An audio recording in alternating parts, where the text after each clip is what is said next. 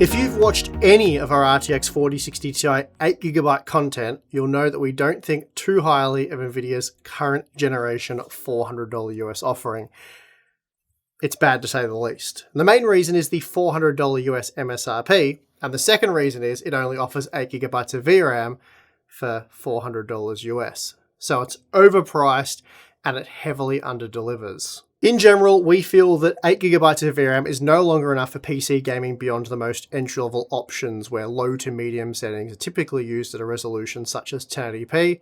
And recently I put together a VRAM usage video showing that many games now comfortably push past 8GB of VRAM.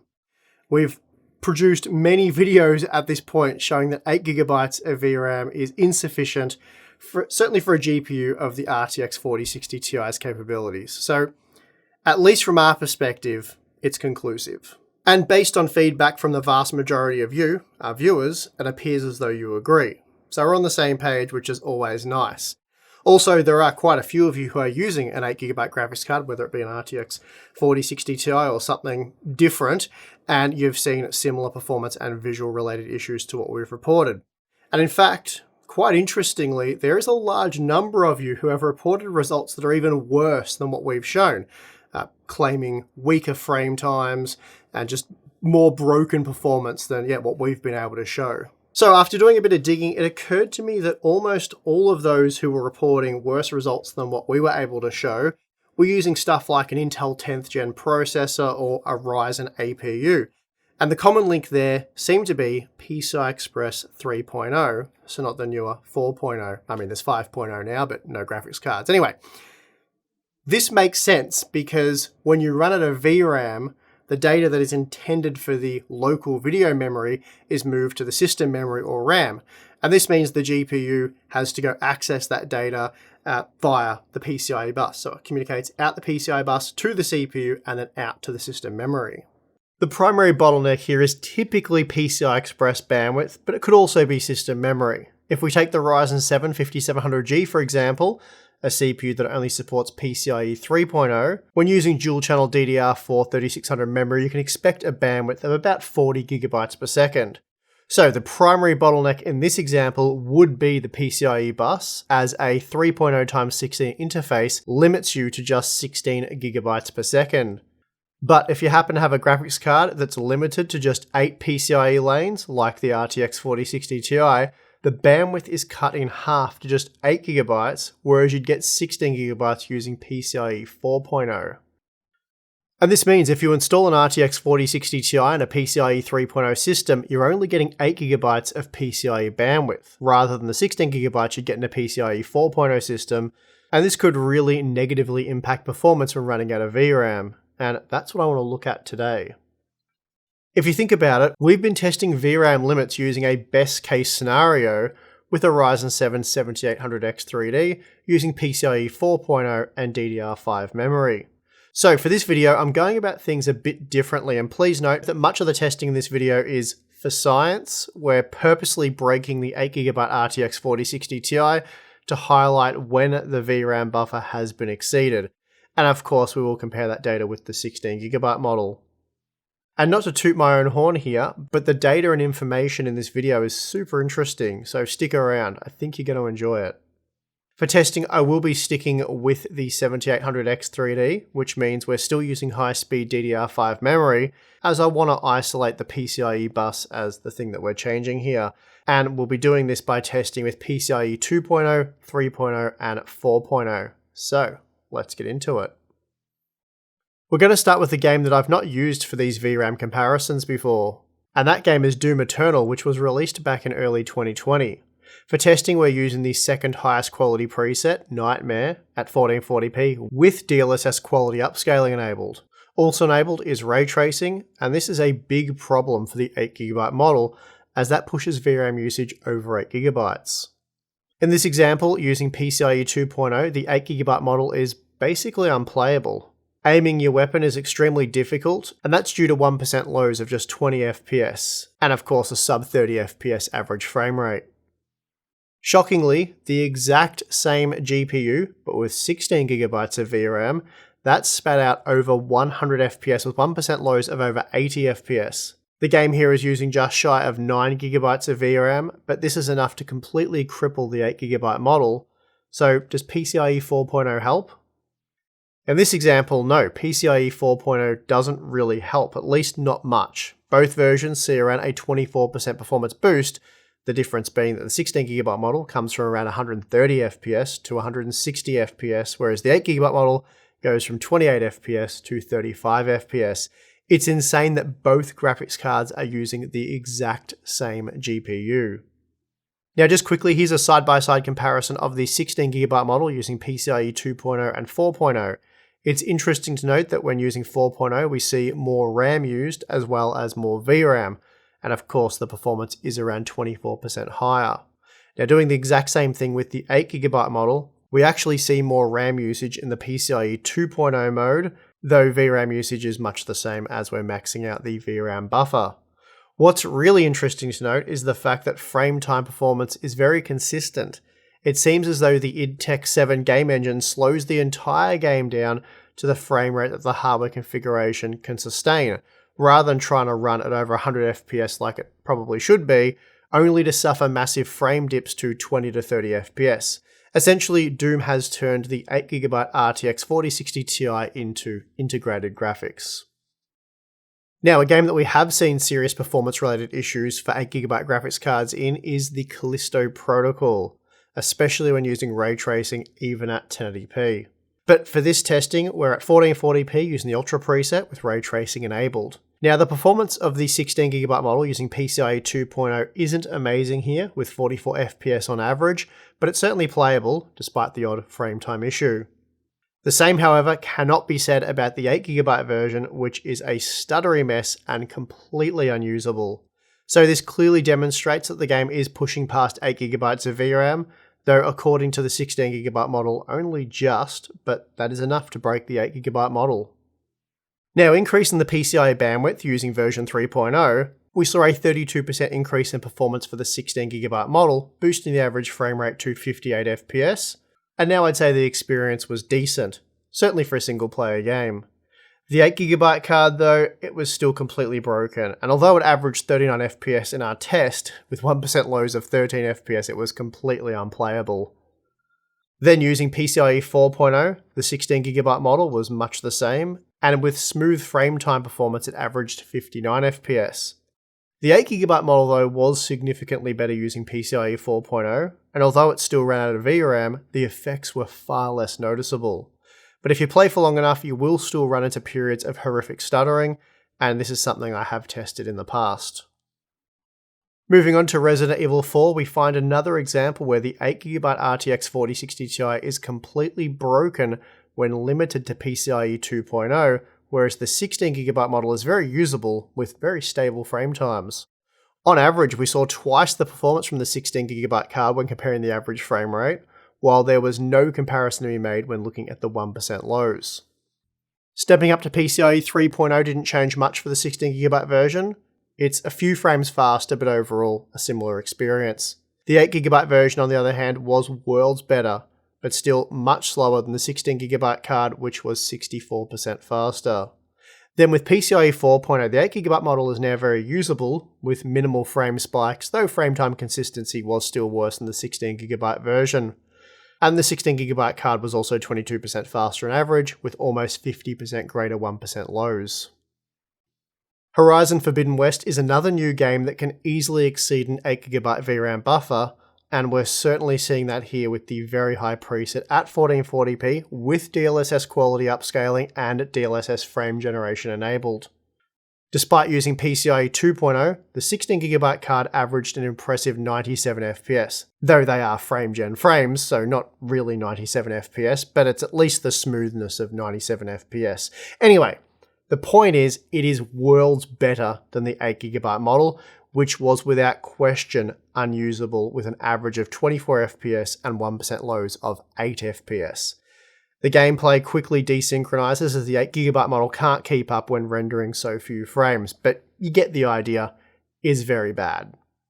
Now, increasing the PCIe bandwidth using the 3.0 spec, the 8GB model is still a broken mess, Though towards the end of our test, which is less demanding, the performance does stabilize, though it's still very unimpressive, rendering over 3 times fewer frames than the 16GB version.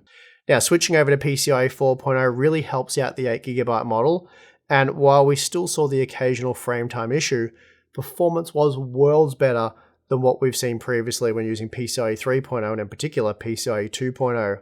By the end of the test, we saw 104% better performance from the 16GB model when comparing the average frame rate. Here's a side-by-side comparison using the 8GB model with the 3 PCIe configurations, and here you can clearly see how much the increase in PCIe bandwidth helps mask the effects of having insufficient VRAM. PCIe 4.0 is almost like a miracle cure, at least as far as the frame time graph goes. Performance overall is still bad, but if you were none the wiser in regards to how this GPU should perform with 16GB of VRAM, you just assume this is as fast as the RTX 4060 Ti can go. But of course, Nvidia gave us the gift that is the 16GB version, and if we compare it using the various PCIe configurations, we find that performance overall is much closer. There's just a 6% increase to the average frame rate when going from PCIe 2.0 to 4.0, though we did see a much larger 44% improvement to the 1% lows, though there is no difference between 3.0 and 4.0. Star Wars Jedi Survivor isn't a game that we've typically associated with crippling 8GB graphics cards, but that might just be because PCIe 4.0 masks the problem so well. Testing with PCIe 2.0 using the Epic preset with ray tracing enabled at 1440p, using DLSS quality upscaling and frame generation, well, it certainly seems to suggest that. Here the 8GB version is a complete mess, and again the result is best described as broken. Meanwhile, the 16GB model ran extremely well with excellent frame time performance. Overall, it was a smooth experience. Just controlling Cal though was extremely difficult on the 8GB model. The lag made it almost impossible to stop him where I needed to on the lift, and of course 1% lows of 7 FPS will do that. Under these test conditions, the game is looking for around 11GB of VRAM, so that explains why it's so broken on the 8GB version. And as we've seen a number of times now, increasing the PCIe bandwidth helps immensely, and although we're still looking at some pretty horrific frame time performance, the game is much closer to reaching a playable state here. Even so, the average frame rate of the 16GB version was 63% greater, and performance overall was highly playable. But again, if you didn't have the 16GB model as a reference point, you'd just assume that the 8GB version is working as it should here, but that is far from the truth. The Last of Us Part 1 using the Ultra preset at 1440p is, as you'd expect, completely broken on the 8GB model, because the game wants at least 10GB of VRAM. As a result, it's unplayable on the 8GB model, with an average frame rate of 13 FPS and some spicy 1% lows of 2 FPS. The 16GB version, on the other hand, managed 50 FPS on average with 1% lows of 45 FPS. Now with PCIe 3.0, the 8GB model has recovered, and significantly so to the point where frame times are very smooth, and the game is now playable. That said, the limited 8GB VRAM buffer is still causing the RTX 4060 Ti to hemorrhage performance, as the 16GB version was 21% faster when comparing the average frame rate. Moving to PCIe 4.0 doesn't really change anything here for either GPU. Performance overall is much the same, so again the 8GB card is able to deliver a playable experience, but the 16GB model is much faster and much closer to 60 FPS. Moving on to Cyberpunk 2077 Phantom Liberty, we're testing this one using the Ultra preset with medium quality ray tracing effects at 1440p with DLSS quality upscaling and frame generation. By this point, you'll no doubt be shocked to learn that with limited PCIe bandwidth, the 8GB version is a complete mess, once again resulting in unplayable performance. Meanwhile, the 16GB card averaged 63 FPS with 1% lows of 43 FPS. Not amazing, but playable and a far cry from what we saw with the 8GB version. Then moving to PCIe 3.0 really did help out the 8GB version, but even so, frame time performance wasn't great, and in the end the 16GB card was 27% faster on average with 157% greater 1% lows. Ouch. Increasing the PCIe bandwidth further with 4.0 didn't really change that much for either GPU. Overall performance was similar to what we saw when using PCIe 3.0. And to better illustrate that, here's another side-by-side of the various PCIe modes for the 8GB model. As you can see, we go from a completely broken mess with 2.0 to less than ideal as a sort of best case scenario. The 16GB version, on the other hand, was usable even with PCIe 2.0, but we did see a noticeable improvement to the 1% lows when upping the PCIe bandwidth with 3.0 and 4.0. Finally, we have Ratchet and Clank Rift Apart, and for this testing, I'm going to use the opening cutscene, as it's really good for providing identical runs. For this testing, we're again at 1440p using DLSS quality upscaling, along with DLSS frame generation, the very high quality preset, and of course ray tracing has been enabled. As you guessed it, using PCIe 2.0 straight up murders the 8GB RTX 4060 Ti, reducing it to a stuttery dumpster fire with single digit 1% lows, and an average frame rate that was well under half that of the 16GB model. So I think we can all agree that this game is using, and not merely allocating, over 8GB of VRAM. In fact, I'm certain the 11.5GB we're seeing reported is very accurate. Now, surprisingly, increasing the PCIe bandwidth with 3.0 doesn't do much for the 8GB model. It's still a mess, and this is what many of you have been reporting to me. The PCI Express 3.0 bus with just 8 lanes doesn't provide enough bandwidth to mask the problems with the 8GB RTX 4060 Ti, whereas the 16GB model ran rather well. Then with PCIe 4.0 enabled, things improve again for the 8GB model, and now the 16GB version was 41% faster when comparing the average frame rate, and 152% faster for the 1% lows. So still an insanely massive performance improvement for the larger frame buffer model, but if we didn't have it for comparison, you'd probably just assume that the 8GB model is sufficient here, or at least working as it should be. After all, look at the dramatic improvement in performance seen as we increase the available PCIe bandwidth for the 8GB model. Granted, frame time performance still isn't good, and those 1% lows even for the PCIe 4 configuration are nasty, but it works, and with an average of well over 60 FPS, most wouldn't think VRAM was a major issue here. But take a look at how the RTX 4060 Ti performs with enough VRAM, and again we're seeing nearly no difference in performance between PCIe 3 and 4.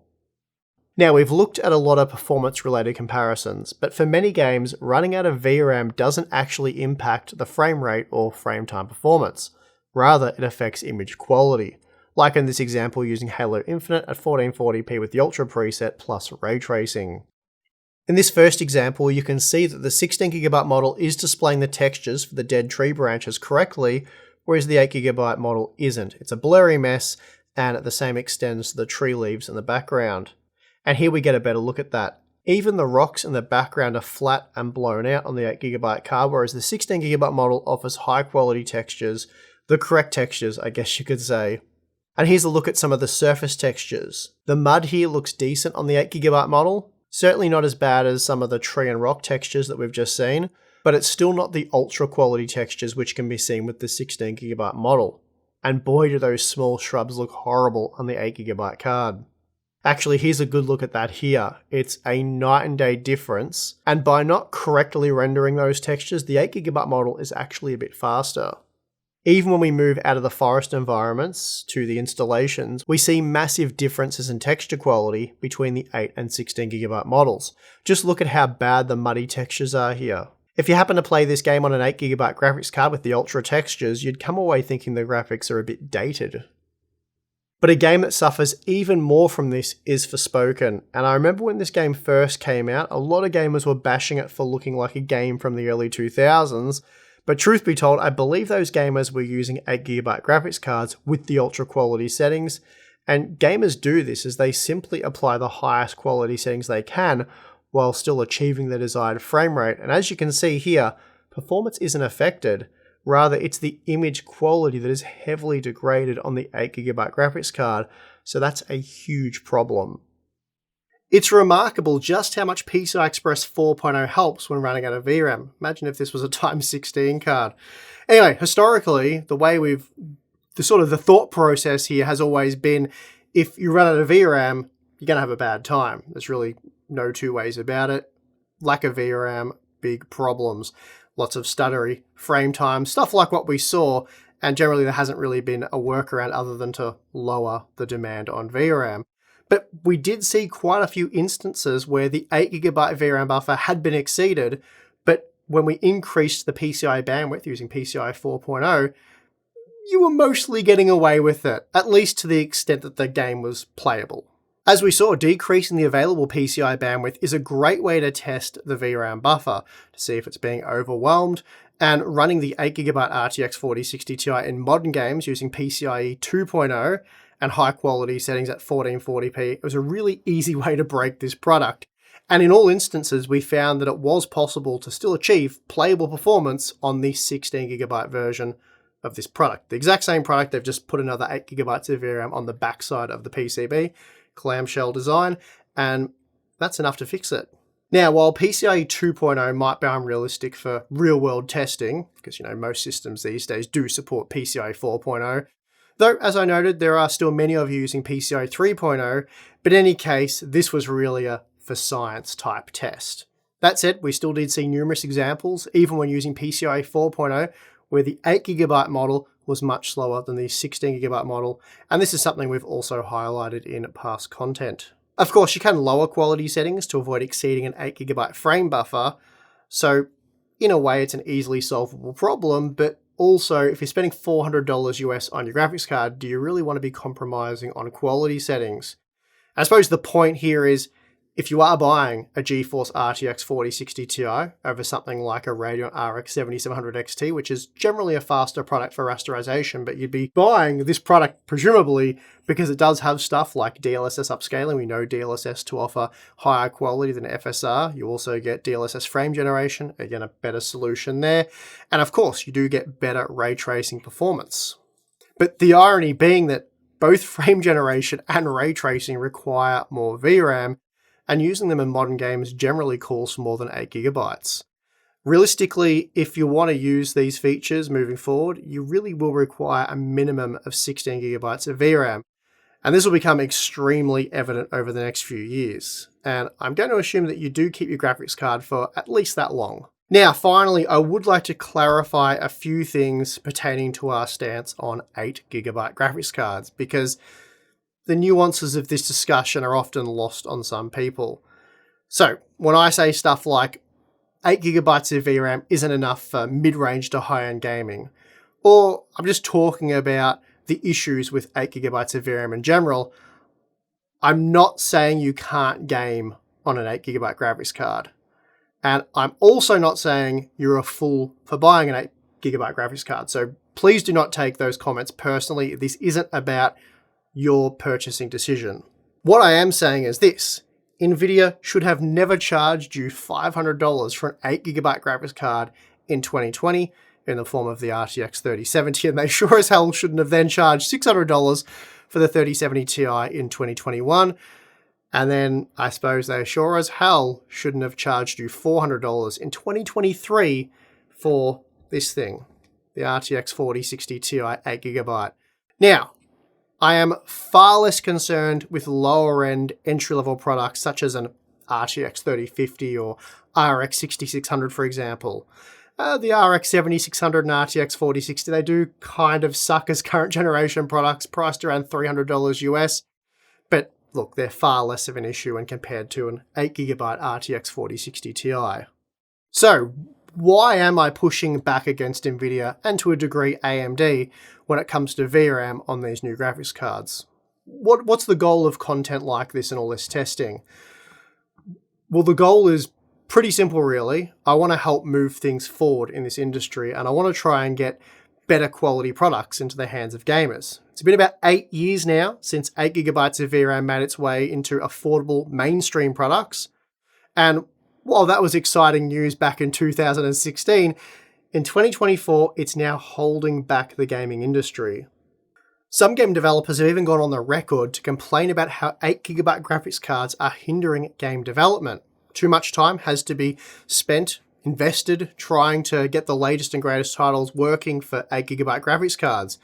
And if you look back at older games, stuff like the original Star Wars Battlefront, visually, those games have aged extremely well. That's not because of ray tracing. Of course, those games didn't have ray tracing, but rather it's a result of really high resolution textures. High quality, high resolution textures. But today, game developers are hamstrung by 8GB graphics cards, especially ones like this, that, this is a pretty mainstream product. Again, it's quite expensive at $400. But because of products like this, visuals in games are starting to suffer. And we did see real-world evidence of that in games such as Halo Infinite and Forspoken. But of course, there are many more. And rumor has it that the next generation of Nvidia graphics cards won't see an increase in VRAM, at least at the entry level to mid-range. And while I do find that hard to believe, I suppose I wouldn't be that shocked. There really hasn't been enough pushback from gamers on this issue, but I think that's sort of on us, the tech media. We need to do better. We need to inform gamers of these issues, and well, that's exactly what we're trying to do here at Hardware Unboxed. We don't work for AMD or Nvidia. We're not owned by some company with corporate interests. We are independent tech nerds who work for you. And that is going to do it for this video. If you liked it, give it a thumbs up. I thought the testing was really interesting. I enjoyed it a lot. Don't forget to subscribe because we do have a lot more content coming up on the channel. And we also have Floatplane and Patreon if you want to join our Discord community and chat with us there. Monthly live streams, behind the scenes content, Q&As, a lot of cool stuff. So check that out if you're interested. But if not, that is perfectly fine. And of course, I would like to thank you for watching this video. I'm your host, Steve. See you again next time.